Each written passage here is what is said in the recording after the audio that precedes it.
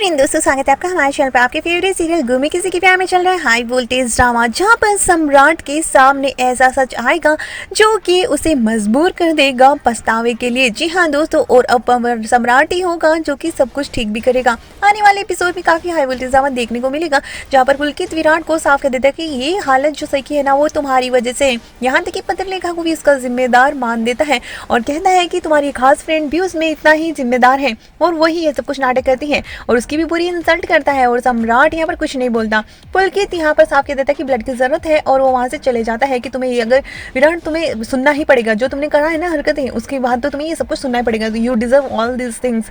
और उस पर बहुत बुरी तरह से गुस्सा आता है। तो वही विराट ब्लड की और इन सब चीज़ों की इन्फॉर्मेशन मांगता है, लेकिन पुलकित सिर्फ मैसेज करता है सम्राट को और विराट को कुछ भी नहीं बताता। लेकिन कुछ देर बाद में सभी को जरूरत होती है ब्लड की और सर्जरी चल रही होती है। तो दूसरी तरफ चौहान निवास में भी तमाशा शुरू हो जाता है। शिवानी सभी को कोसती नजर आती है कि सही की अगर आप लोगों को फिक्र होती ना तो एक कॉल करके आप नहीं पूछ सकते थे, जबकि सच में सब लोगों को बहुत टेंशन हो जाती है।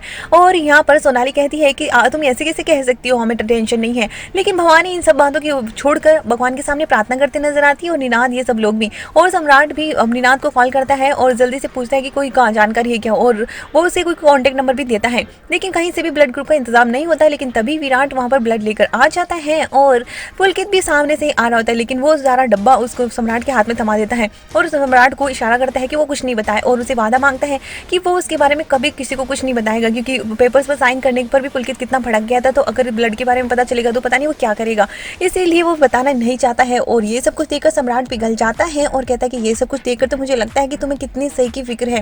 विराट कहता है मुझे चाहे कोई कितना गलत समझे, लेकिन ये कभी सच नहीं बदलेगा कि वो मेरी जिम्मेदारी है। और विराट की हालत बहुत बुरी तरह से खराब हो चुकी है और अश्विनी उसे संभालती नजर आती है। सम्राट को कहीं ना कहीं एहसास हो चुका है कि विराट सही से कितना प्यार करता है और यही अब बात बदलेगी कहानी।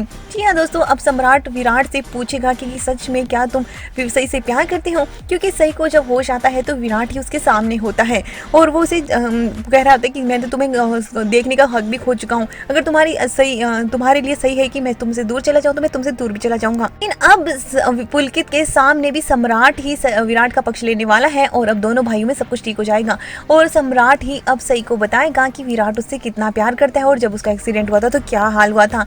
और अब सही की हालत तो और खराब होने वाली है, लेकिन फिर जल्दी ही विराट का प्यार उसे ठीक भी कर देगा और सम्राट भी अब विराट और सही को साथ में लाने में उनकी मदद करेगा।